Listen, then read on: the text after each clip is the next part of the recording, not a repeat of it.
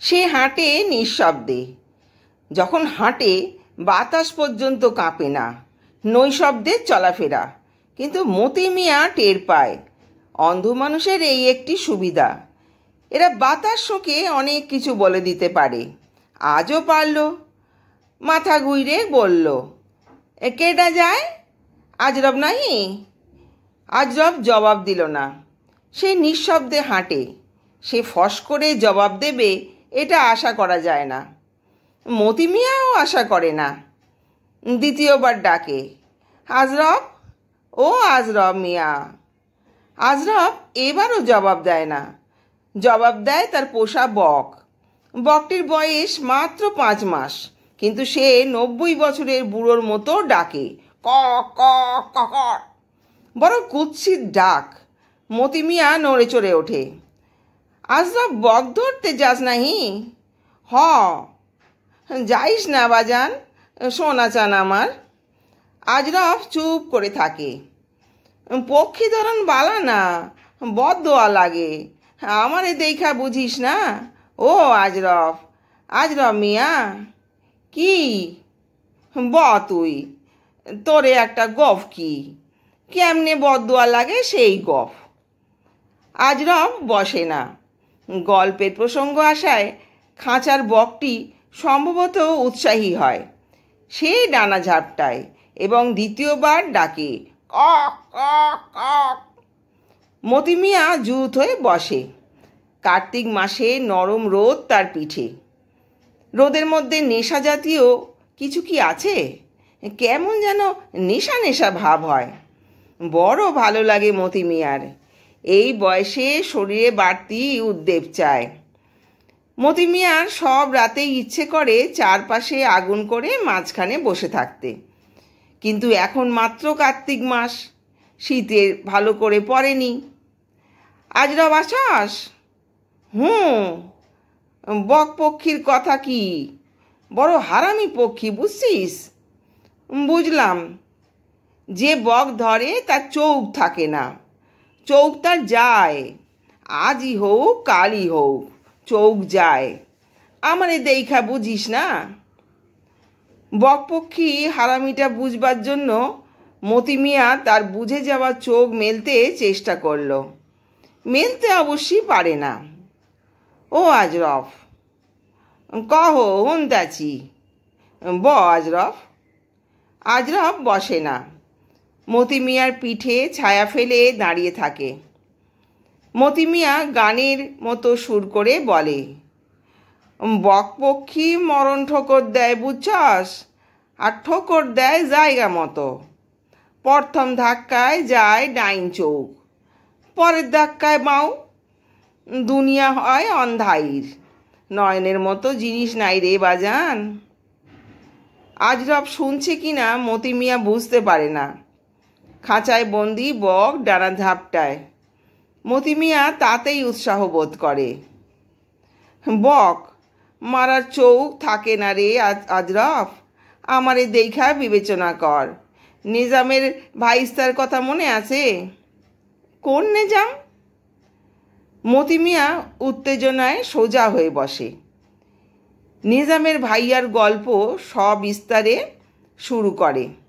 কথা বলতে তার বড় আরাম লাগে। তাছাড়া পিঠের ওপর কার্তিক মাসের রোদ, রোদের মতো ভালো জিনিস আছে? এক পর্যায়ে ঝিমুনি এসে যায় মতি মিয়ার। আজরব বসে থাকে উত্তরবন্দের নাবালে একটা জলা জায়গায়, আর এক হাতে বক ধরার ফাঁদ। কাঁচা বেতপাতা দিয়ে ঢাকা গোল করে বাঁধা একটা চাটাই। বক খিনদৃষ্টির পাখি। ফাঁদটাকে তাদের কাছে মনোরম একটা ঝোপের মতো লাগে। দড়ি দিয়ে বাঁধা পোষা বকটি বসে থাকে চাটাইয়ের মাথায়। সে আকাশের দিকে তাকিয়ে ঘন ঘন ডাকে।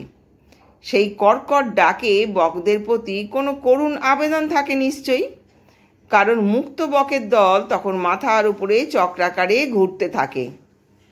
পোষা বকটি ক্রমাগত ডাকে। বকরা নিচে নেমে আসে, সন্দেহ ভরা চোখে তাকায়, তবু নেমে আসে। এবং একসময় পোষা বকটির পাশে এসে বসে। গভীর মমতায় কিছু হয়তো বলতে চায়, কিন্তু সে সুযোগ হয় না। বক শিকারী এক হাতে খপ করে তার পা ধরে বিদ্যুৎ গতিতে তাকে নামিয়ে এনে পায়ের নিচে চাপা দেয়। দ্রুত তাকে হাত খালি করতে হয়, কারণ অন্য আরেকটি বক মাথায় নামতে শুরু করেছে। সময় নেই মোটেই। বক নিচে নামানোর সময়টাই ভয়াবহ। হকচকিত পাখিটি একবার হলেও মরণ ঠোকর দিতে চেষ্টা করে। সে তখন খুঁজে মানুষের চোখ, একটা নরম তুলতুলে জায়গা যেখানে ঠোঁট অনেকখানি বসিয়ে দেওয়া যায়। বক মারার চোখ যায় বকের ঠোঁটে, প্রথমে ডানটি, তারপর বাঁটি। আজ পাখিরা আসছে না, বেলা হয়ে গেছে বোধহয়, রোদ চলে গেছে, পাখিরা নিচে নামতে চায় না। আজরফ তাকালো আকাশের দিকে। আকাশ শূন্য এবং ঘন নীল, এমন নীল যে দৃষ্টি পিছলে যায়। তাকিয়ে থাকলে সূক্ষ্ম যন্ত্রণাও হয়। শূন্য নীল আকাশের মতো অদ্ভুত জিনিস আর কি আছে নাকি? কিছু পাইছস আজরফ? আজরফ তাকিয়ে দেখলো মেম্বার সাহেব। মেম্বার জাতীয় লোকেরা সবার সঙ্গেই দাঁড়িয়ে খানিকক্ষণ কথা বলে। এরা কথা বলতে বড় পছন্দ করে। ওখান মনে হয় কিছু পাও নাই? জি না। কেমন ধরা পড়ে ও আজরফ? ঠিক নাই, কোনো দিন 8টা 10টাও পাই। কও কি? 2 টাকা কইরা বেচলেও তো 20 টাকা। কত কইরা বেচো? ঠিক নাই।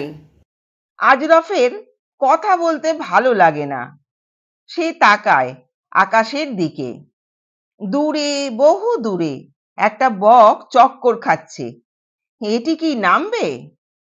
পোষা বকটি উত্তেজিত হয়ে উঠেছে, ডানা ঝাপটাচ্ছে। আজরফ নিজের মনেই বলে, আইতাছে, ডাক দে রে অনুফা, তোর বন্ধুরে ডাক দে হে দেহি। পোষা বক, যার গোপন নাম অনুফা, ডাকে না। তৃষ্ণার্ত চোখে তাকায় আকাশের দিকে। মেম্বার সাহেবও তাকান। তারপর একসময় রবারের জুতোয় জলাভূমিতে ছপ ছপ শব্দ তুলে ডিস্ট্রিক্ট বোর্ডের সড়কে গিয়ে ওঠেন। সেখানে দাঁড়িয়ে ছাতা নেড়ে নেড়ে বলেন, যাই রে আজর। আজরফ তাকায় তার দিকে।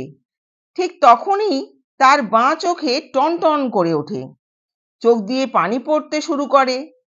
এটা খুব খারাপ লক্ষণ। এর মানে হচ্ছে বাঁ চোখটির সময় শেষ হয়ে এসেছে। ধরা পড়া বকগুলির কোনো একটি ঠুকরে তুলে নেবে বাঁ চোখ, কিংবা হয়তো পোষা বকটি মারণ ঠোকর দেবে। বড় হারামি পাখি। আজরফ তাকালো অনুফার দিকে। ফাঁদের মাথায় শান্ত ভঙ্গিতে সে বসে আছে। আজরফের চোখে জল জমে আছে বলেই সবকিছু অন্য রকম দেখাচ্ছে। ছোট্ট অনুফাকে দেখাচ্ছে প্রকাণ্ড সারস পাখির মতো। তার ঠোঁট দুটি বিশাল। আজরফ শার্টের হাতায় চোখ মুছল, কিন্তু জল পড়া বন্ধ হলো না। যাবে, এবার বাঁ চোখটা যাবে, আজই বোধহয় যাবে। সফদর আলীর এরকম হলো, কথা নেই বার্তা নেই, শুধু ডান চোখ দিয়ে জল পড়ে। সফদর ভাই দেখা হলেই বলতো, ডাইন চোখটা এইবার যাইবো, বুঝছস আজরফ, এইটা নিশানা। কেমনে কন? চোখের নিজের একটা জীবন আছে, হে বুঝে। ঠিক কথা, চোখটা সত্যি সত্যি গেল। ভয়াবহ ব্যাপার। সফদর ভাইয়ের ভয়ঙ্কর চিৎকারে নবীনগড়ের সমস্ত মানুষ বুক কাঁপতে লাগলো। পাখিরা কি কিছু বুঝতে পারে? সফদর ভাইয়ের পোষা বক, যার নাম সোনা, ক্রমাগত ডাকতে লাগলো, কক কক কক। সেই ডাক বেদনার ডাক না আনন্দ উল্লাসের ডাক, কোনোদিন অজানা যাবে না। সদর হাসপাতাল নেত্রকোনায়। নৌকায় যেতে লাগে 2 দিন। ন্যাকড়া পোড়া ছাই দিয়ে চোখ বেঁধে নৌকায় তোলা হলো সফদার আলীকে।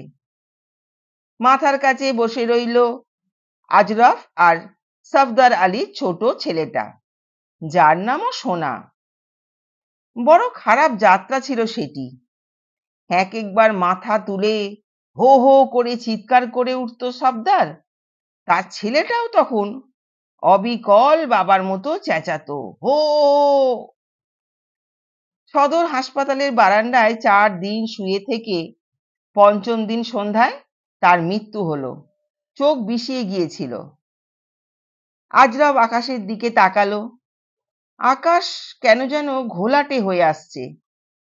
দু একটা সঙ্গীহীন বক উড়ে উড়ে যাচ্ছে। এরা এখন ঘুরবে একা একা। ঝাঁক বাঁধার সময় এখনো হয়নি। ঝাঁক বাঁধা হবে আরো 2 মাস পর। তখন বকগুলি অন্যরকম হয়ে যাবে। পোষা বকের ডাকে আর নিচে নামবে না। কেন নামবে না? জগতে অনেক অমীমাংসিত রহস্য আছে। এই জগৎ বড় রহস্যময়। চোখ যাবার সময় হলে চোখ কাঁদে। আজরফ লুঙ্গির এক প্রান্ত টেনে চোখ মুছল। বড্ড জল পড়ছে। বেচারা কু কাঁদছে, বোধহয় মরতে চায় না। অনুফা মাথাটা কাত করে তাকে দেখছে। তার ছোট্ট চোখ দুটি টকটকে লাল। সে হঠাৎ কক কক ডেকে উঠল। সে কি কিছু বুঝে ফেলেছে? বুঝে ফেলেছে যে আজ পাখি মারা আজরফের বাঁ চোখটি যাবে, আর সে আসবে না ফাঁদ নিয়ে। উত্তরবঙ্গের নাবাল জমিটায় চুপচাপ এসে বসে থাকবে না। পশু পাখিরা অনেক কিছু বুঝতে পারে। মতি মিয়ার ধারণা ওরা মানুষের চেয়েও অনেক বেশি জানে। বেশি জানে বলেই গৃহস্থের মৃত্যু সংবাদ নিয়ে কু পাখি আসে। কু ডাক ডেকে বারবার উড়ে যায়। গৃহস্থের পোষা কুকুর কাঁদে করে। দীর্ঘদিনের বাস্তুসাপ হঠাৎ করে ঘর ছেড়ে যায়।